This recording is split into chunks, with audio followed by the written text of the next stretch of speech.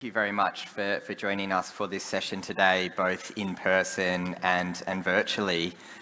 My name's Andrew McCusker, and I'm the head of the Education Finance Program at Opportunity International. And I'll be moderating this session today on how we can add 66 million incremental school seats to the school system through the non-state school sector and the financing of that. We've put together a pretty great panel today with some pretty innovative ideas for us on different operating models of non-state schools and different ways in which the sector can be financed. Hoping to use this session as a little bit of a brainstorming or idea generation session for all of us in the room and virtually. We'll kick off with a minute or two from myself, just setting the stage of the global education deficit and the non-state school sector and where we think the opportunity is. I'll then hand over to our keynote speaker, who will speak a little bit about some of the financing models that may work. And then to our two panelists, who due to COVID restrictions are joining us virtually today. And so perhaps if we move into the slides just to set the stage for us now. Effectively, a quick reminder of the global problem here is that there's 6 out of 10 school-age kids around the world who currently are not learning. And there's 2 key barriers here. Firstly, there's the lack of access, around 260 million kids who should be in the classroom who are not sitting in there. And an additional 350 million kids that are sitting in classrooms but are not learning much when they're there.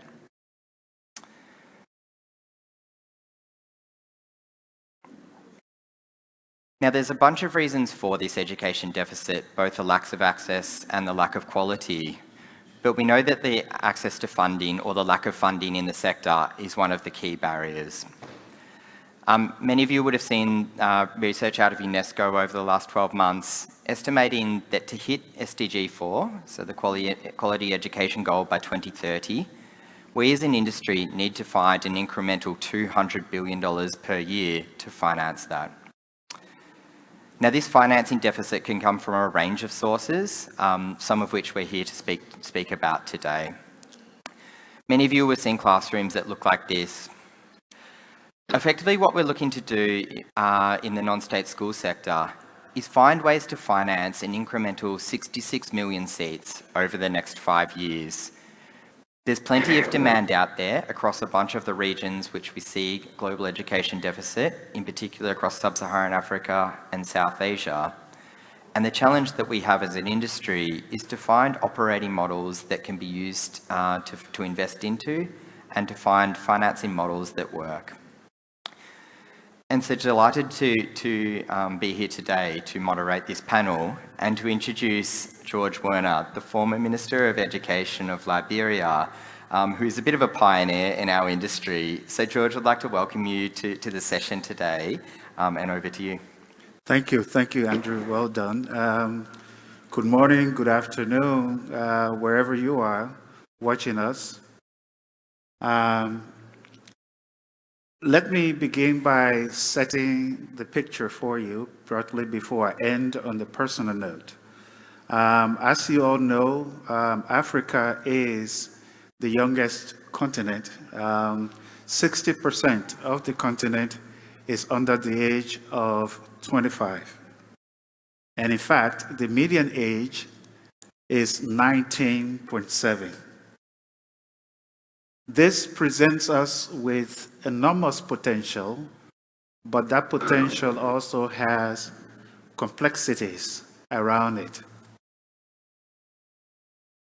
Now, the magnitude of the problem is such that it is being estimated that it will cost around $175 billion to educate this cohort, and per year. Now, when you multiply that, when you get to the point where you have to do that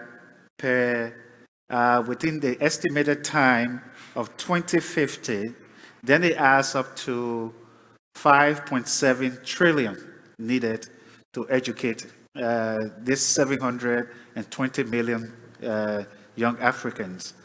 Now, Brookings said it will take us 40 billion to close the gap every year. So you see the financial challenge is quite huge. Now, MasterCard said by 2030, 108 million young Africans will be in high school. Yep. So the argument that one wants to put forth now is within the context of the Sustainable Development Goals for quality education, for skills and employment, we argue that we need partnerships. And we need those partnerships for what we are proposing to be alternative, innovative, and financing. And on the personal note, as many of you know, I took over the education sector in Liberia when the shadow of Ebola was waning. And then I realized, as Andrew pointed out, that yes, government has the primary responsibility to fund public education. And there's nothing that private philanthropy can do to match what government does. What private sector does is catalyzing, private philanthropy is catalyzing. But then I found that given the enormity of the problem, government could not do it alone. We needed partnerships. And so I set out to put together what we call then a public-private partnership, bringing together non-state actors to help government to run government schools, and in so doing, crowd the system with more financing and improve learning outcomes. I believe strongly that this is the way forward, that governments cannot educate its citizens alone, that we need the private sector, and we need blended funding. And this is already happening. There are many who are doing or thinking about development impact bonds to do so. There are also social entrepreneurs who are working in primary school or early childhood. There are others who are modeling schools to help government improve systems. And so now I will pause so that Andrew can begin to have that conversation in detail. Thank you. And that was a perfect introduction, George, Yes. in that we have two of the pioneering organisations joining us remotely on the panel who have operating models of non-state schools and ways that they're attracting blended finance into the sector to educate many kids in their markets. And so would be delighted to welcome Jenny Groot from Peas to join us remotely. Hey, Jenny, can you hear us? Yep. Welcome to the session. Perhaps, Jenny, if you could introduce perhaps yourself and Peas to the audience, both here in the room and virtually today, and just talk a little bit about the journey that you have been on in terms of trying to find an operating model that's investable and a way that we can bring blended finance into the sector to effectively educate more children in the markets in which you work. Thanks. Yeah, sure, Andrew, I can do that. So from Peas' perspective, sorry, I'm just going to try and get my sound better. One second. Hopefully you guys can hear me. So yeah, Peas was founded back in 2008, and we work in Uganda and Zambia, building and running secondary schools, and also partnering with government as well to support government schools too. So we were first started, as you talked about, in terms of filling an access gap in both countries. So there's a real challenge for both governments to be able to fund enough secondary schools for the huge number of students who are out of school at the moment. So as George mentioned, you know, in Uganda, the median age is 15, and that presents an enormous challenge for the number of young people entering primary and then leaving primary. And while the country has achieved, you know, almost universal primary education with some quality challenges as you mentioned, Andrew. The secondary is a very different picture, and there's only 1 in 3 students in secondary education in Uganda and also in Zambia. So PEA's mission was to work as a not-for-profit to be able to expand access to the students who were being left behind, focused on remote rural areas, keeping our fees really low so that as many students as possible could access our schools. And over time, our government partnerships have evolved. So in Zambia, we now also receive government funding, which means that our schools are free to attend. And that has made a big difference as well, both in terms of the financial sustainability of the schools, but also their ability to reach the most marginalised students. So we now have 32 schools across those 2 countries, and we're educating around 15,000 young people. But obviously that's still a drop in the ocean in terms of what's actually required to fill the secondary education gap. So there's a couple of things that we're sort of trying to do to support more broadly. I guess in particular, we're thinking about building the evidence for our model and helping others to learn from that. So thinking about how we make sure that our schools are delivering a better quality education at a lower cost, both to support themselves to continue to grow, but also so that others can learn from PEAS. And we're very open about our model to any other operators who want to learn from it. And that's a really important part of what we do. But also focusing in particular on girls as well. So we have a real focus on over 50% of students in our schools are girls, and we want to make sure that others are also prioritising girls' education, particularly in those kind of rural places where often girls are left behind. And then what we do is we use those schools as exemplars. So we take our schools and we share what works in the schools to help government take learnings from those schools into the government system.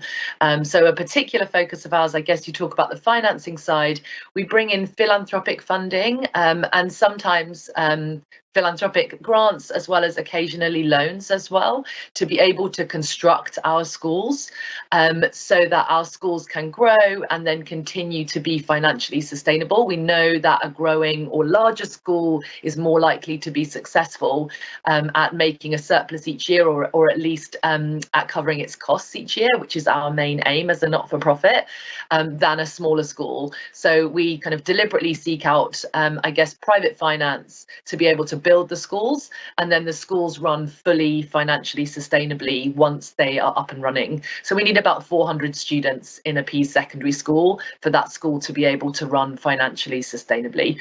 So yeah, a big focus for us, I guess, we're at a small scale because of our not-for-profit status, and also because we feel like the most important thing, as I said, is to have that exemplar network that the government learns from.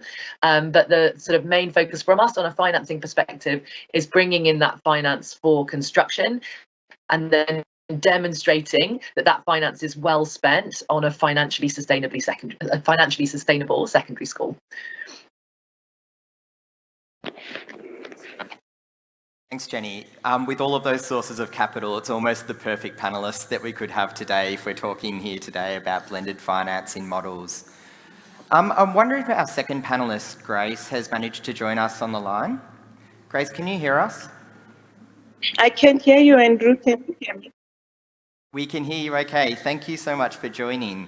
Grace, I'd wondered if you may be able to introduce yourself and the Smart Start operating model to the audience here in the room and online today, and also talk about a little bit about the journey that you've been through of creating an operating model that's investable.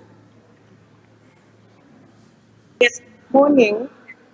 My name is clearly I have a little bit of I hope on your side is fine. My name is Grace.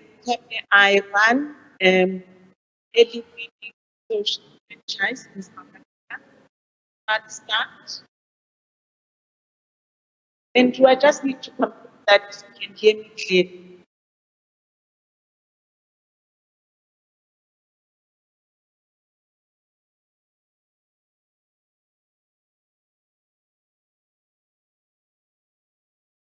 Grace, we're just Should I struggling. continue?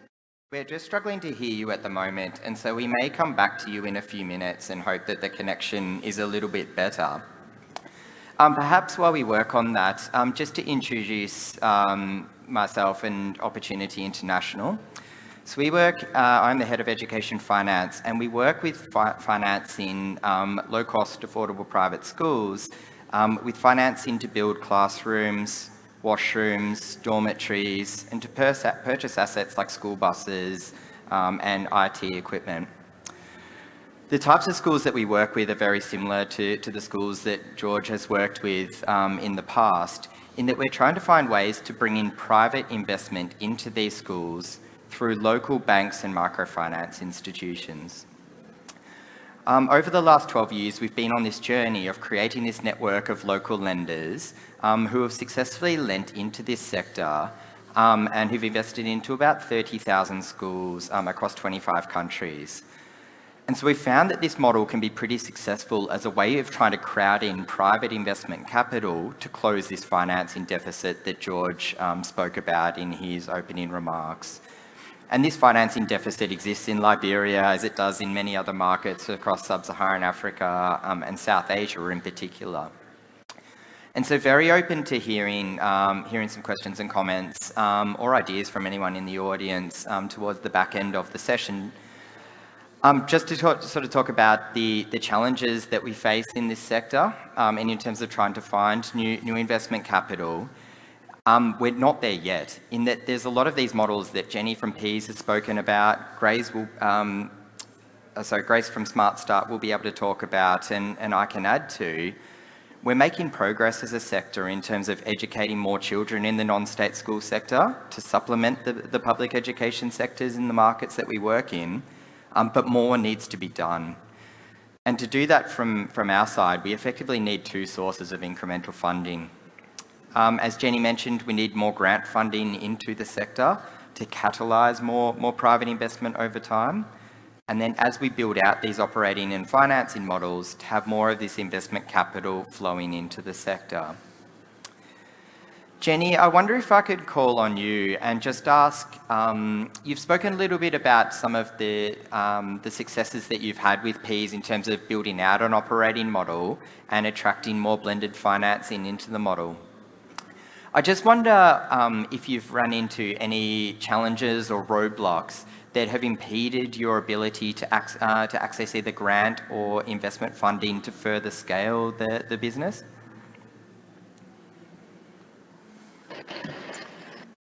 Yeah, sure. I guess some of the things that we've been doing in particular to bring in finance, I talked about, we've got the kind of construction side. So we've been bringing in funding to construct schools. We kind of consider ourselves, I guess, global champions for secondary education in the countries we work in. And so we've been trying to bring in more funding from that perspective, demonstrating that it works. You can build a school in a rural setting and it can run financially sustainably while reaching the poorest students and giving them a great education. And also, I guess, a big focus of ours has been thinking about how we support government to be better spenders as well. They are the biggest spenders in this area. And so anything we can do to help them get better student outcomes with their own budget is really important.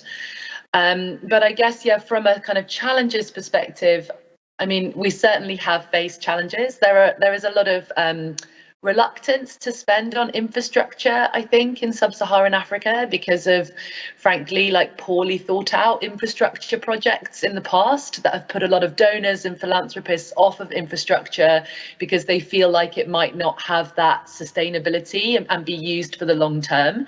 So a big part of what we do is kind of emphasizing that the infrastructure that we build is part of Peas for the long term. The real reason that we focus on that financial sustainability, obviously it appeals to someone with a business mindset, but for us, the main reason is that we can't guarantee peas will be there forever, and we don't want to guarantee that either. We want to create a school network that can run sustainably, permanently, and is fully owned by the teams in Uganda and the teams in Zambia. And a really important part of bringing in that funding is kind of demonstrating that to people. And I'd say that we still face challenges around people fully understanding that what they're giving to is a permanent structure. It's a structure where the communities feel full ownership over the school. They will maintain that school, and they will also fund a central team of Ps that will continue to ensure that school is audited every year, so there isn't kind of endemic corruption, that it is inspected every year, that it's delivering student outcomes, that it is supported to have great safeguarding, that its teachers and leaders are supported to be delivering great student outcomes. So a big part for us is, I guess, getting past that mindset that infrastructure is always a bad idea, and sharing with people that actually, if it's done in the right way, given to an organisation that is focused on equity, on reaching the students that need that school most, and on quality, and are prepared to kind of continually monitor that quality, that actually that infrastructure funding can be really high return, and in fact can return, you know, ongoing student service for 50 years, far better than any kind of one-off programmatic funding. So that's a big kind of challenge, I guess, that we often face. And the other side, I guess I'd say, is maybe a bit more relevant for Ps, because we work at secondary, where government isn't providing the full funding in most countries, is around like household income. So at the end of the day, whether that comes, you know, a big part of our blended finance is school fees in both the countries that we work in still. We keep our fees lower than all other schools, and that's why our students are poorer than in other schools, but we still have to bring in those fees for the model to work. And we know that with COVID, that's going to be harder than ever for households to afford. So, you know, a big challenge for us is thinking about how are those households able to afford their fees, and how are we kind of getting to that point, especially during COVID. And for us, I guess, you know, we know that means that secondary school is not going to be reaching the absolutely most marginalised in most cases. So, you know, we're really excited that the government of Zambia is actually exploring free secondary education, which could be a real game changer for the country and for the Ps schools that we have there. I mean, free secondary school really opens up the gates. So I guess the other sort of call to action I would have for investors or donors in this space is, you know, getting behind the governments that are prepared to commit to free education, like where those governments are going to step in, whether that's behind government schools or non-state schools, it doesn't really matter. Like that's where the funding should be there to support them, because it's a really great ambition and something that is a really important next step in reaching that universal education and the sustainable development goals we're all after. Jenny, I'm glad that you mentioned the educational returns to school infrastructure, in that what we find in the private financing of the non-state school sector is that it can be a great product for the lenders and for the schools. And so what, in the history of the education finance program, about 60% of the funding has been invested into schools, largely for school infrastructure. And what typically happens is that these $11,000 loans allow the school proprietors to build out their school capacity and upgrade their facilities, but there is a payback to them in that they're able to increase their enrolment and ultimately get more kids into school as a result. George, I might turn to you if I can, in that Jenny has mentioned a number of these financing sources and the barriers in terms of trying to attract them. And I guess in your opening remarks, you outlined the massive opportunity in Africa, but it exists elsewhere in the world as well. What do you think we need to do as a community in this room and online to attract more of this blended financing into the sector and ultimately get more kids into school as a result? So thank you, Jen and Andrew. Well, the first thing is to know that to really engage governments, because, as I said earlier, no one in here or outside of this room can do as much as governments can do in educating their children. So making sure that governments prioritize financing education, but even better than that, making sure that those finances are applied to effective solutions. The second thing is, and Jenny mentioned this, is mindset change. I faced the cost of education, as everybody knows, is high. And if you're bringing in non-state actors to help support government schools, somebody has to pay for it. Sometimes the non-state actors do not have money. And so you have to calculate at a point, pricing point, that government can afford. When I did ours, I found out, and I'm coming to the infrastructure piece, when I added in the infrastructure, the cost went so high, right? And the donors, philanthropic capital, would not go to infrastructure, as was pointed out. So I had to take that out to give it to government. And so I gave the innovative quality improvement part to the non-state actors. But here is the mindset thing. In many of the villages across Africa, the school building means much more to families.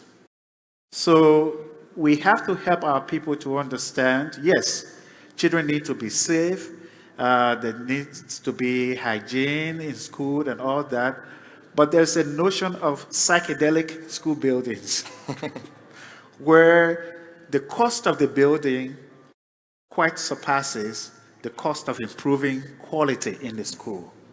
You have to find the right balance for that. The third thing for me is to really engage communities, because I believe the quality of any school, whether it's from a non-state actor or government, cannot surpass the quality of the community in which the school is situated.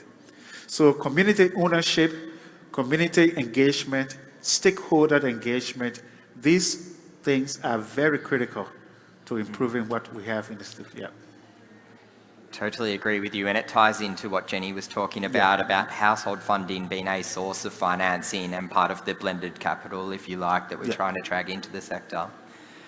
At that point, I wonder if we can open up to any questions, either from those of us in the room here today or anyone online. I believe that there is a poll that people can type questions into, a chat box, and I think we have roaming marks around in the room. If there are any questions, ideas, or thoughts that anyone would like to contribute.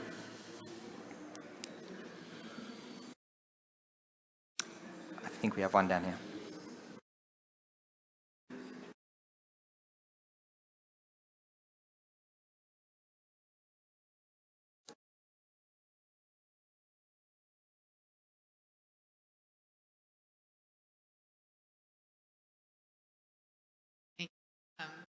Hi, Karina Gardner, CEO of IDP Foundation, and work closely with a lot of independent, low-fee private schools in Africa. And one of the things that I'm definitely interested, especially on the government perspective on, is when trying to attract blended financing, one of the things, especially really small independent schools that are not particularly advanced in understanding the different requirements that come along with your funding that they have is the legal status they have in the country that they work in. So you have basically two choices. You can be registered as a not-for-profit or a for-profit. As a fee-charging school, often just the most basic and easiest path to register your business is to register as a for-profit fee-charging school. In reality, I'd say 95% of the schools that are operating this way not only are not making a profit, they're operating at a loss. They're often borrowing money, self-funding it through their own savings, or borrowing from family, as well as borrowing private capital in order to keep the school running and going. And the few ones that are really successful in getting more money, it's immediately invested back in the school. It's invested in infrastructure. It's invested in improved quality and in general expansion. However, when it goes to try and raise grants, then there's often a misconception that, you know, a lot of funders who want to give grant money won't give a grant to a for-profit entity. On the flip side, if it's registered as a nonprofit, there's a lot of extra requirements within the government regulations in order to qualify, different standards around governance and reporting that often require a level of administration that's far beyond what the school has capability to understand. And so you know, I think there's a lot of challenges, and I have yet to see any examples where there's some sort of specific designation by government for a school as whether it's the concept of a social enterprise or how you can register to clarify that while there is a business model that is part of the financial sustainability, these are not profit-driven businesses, and they're serving a vital need in the community. And I just haven't seen many ideas around how to help these small businesses or schools overcome this perception that is a major challenge to blended financing, because there's different requirements from different funders. Karina, thank you so much for bringing that up. George, I wonder if you might be well placed to speak a little bit to that in terms of the role that Ministry of Education plays in regulating schools, and whether you've found similar sort of challenges for non-state schools in Liberia? Great point. I face a backlash. As you know, the challenge is there, and obviously government plays a regulatory role. I don't think the problem is from government as it is from the, what should I call them? The ideological left. So I don't think the problem is from government. When we did ours, first of all, let me commend you, but I think we ought to learn from the religious schools, the church schools. These are non-state actors, and many of them are operating, whether Catholic schools or Muslim schools or Jewish schools, they operate in the private level. Nobody sees them as for-profit. Nobody sees them as for-profit. But when the other side hears that you are engaging, quote-unquote, a for-profit, they cast it as a human rights issue, which is what I face, and condemnation at the level of the UN Human Rights Rapporteur. And I had to come back strongly to say, look, we've had missionary schools. Nobody has said anything about missionary schools. The for-profit that you're talking about, they are actually operating at a loss. In any case, we have given our children choices and our parents choices. If you like the state school, it's free. Go there and work and send your kids there.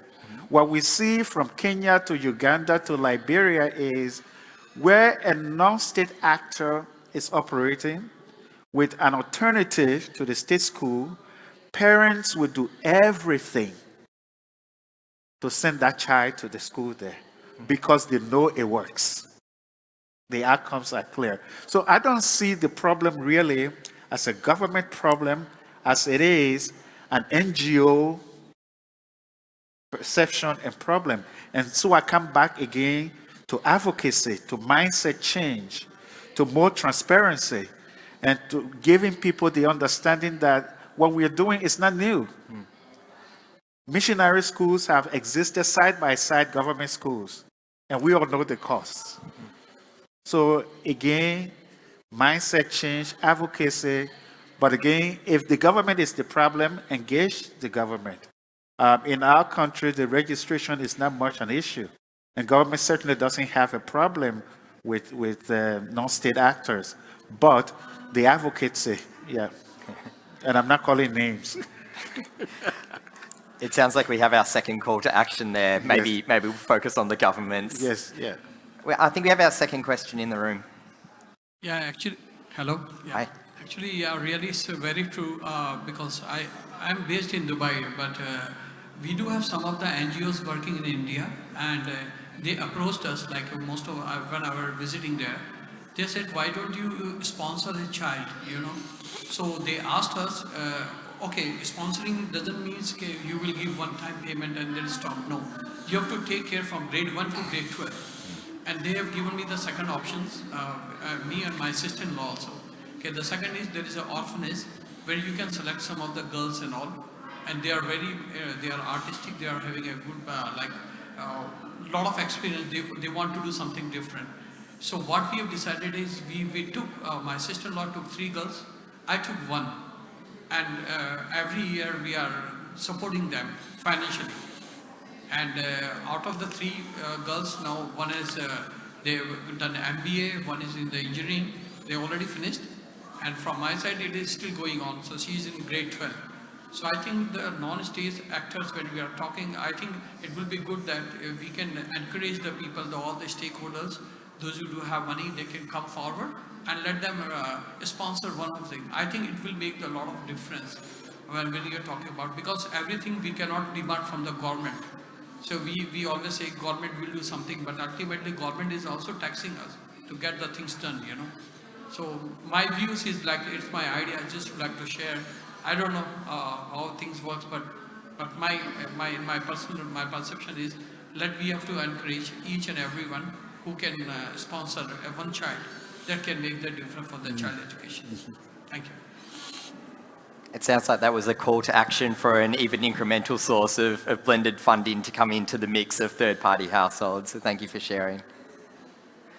I wonder if there are any other questions in the room or potentially online. I'm not sure if someone's monitoring any questions that are coming into the chat. If not.